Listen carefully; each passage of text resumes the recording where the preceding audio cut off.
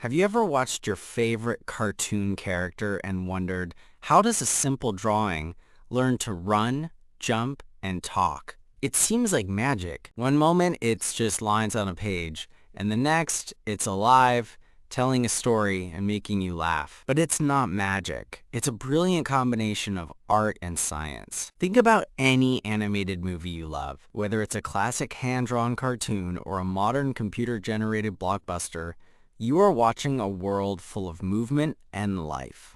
Characters explore amazing worlds, vehicles race through imaginary cities, and everything flows together smoothly, just like in real life. But here's the secret. You are not actually watching anything move at all.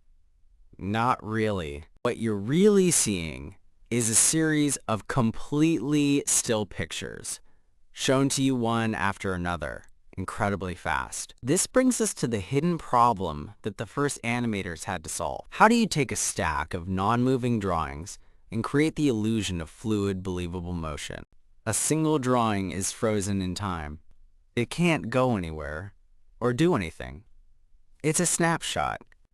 If you just show one picture after another slowly, it doesn't look like movement. It just looks like a slideshow. The challenge was figuring out the perfect speed and method to trick our eyes, and more importantly, our brains. The solution lies in a fascinating feature of our minds called persistence of vision. It sounds complicated, but the idea is simple. When you look at an image, your brain holds onto it for a tiny fraction of a second, even after the image is gone. It's like an echo of the image that lingers in your vision. Animators use this echo to their advantage. If they show you a new image before the echo of the last one has faded, your brain smoothly blends them together. This creates the illusion that you are watching one continuous movement instead of many separate pictures.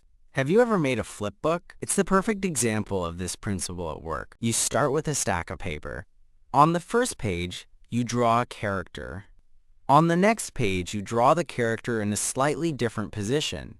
You continue this page after page, with each drawing showing a small step in a larger action, like waving an arm. When you flip through the pages quickly with your thumb, your brain connects all those still drawings. Suddenly, the character is waving at you. Professional animation works the exact same way, just on a much more advanced level. Instead of pages, animators use frames.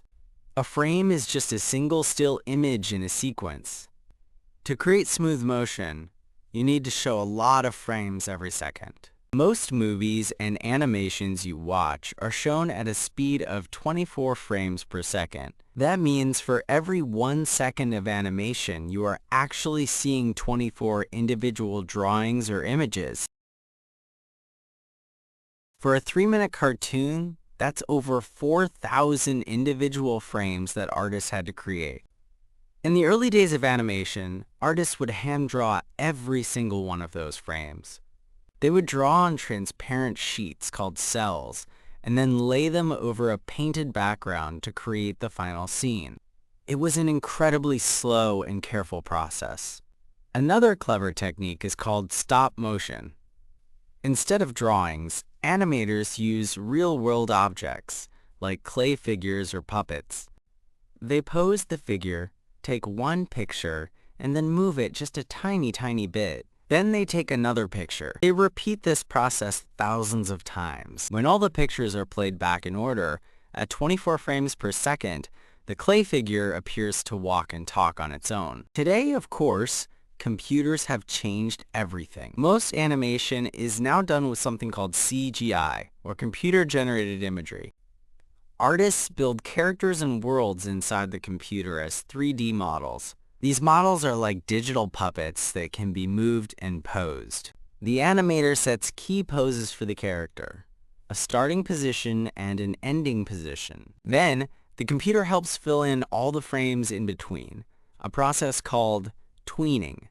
This saves a huge amount of time. Even with powerful computers, the core principle is exactly the same as a simple flipbook. It's all about showing a sequence of still frames fast enough to trick your brain. So what started as a simple observation about how our eyes work has turned into a global art form that tells some of our most beloved stories.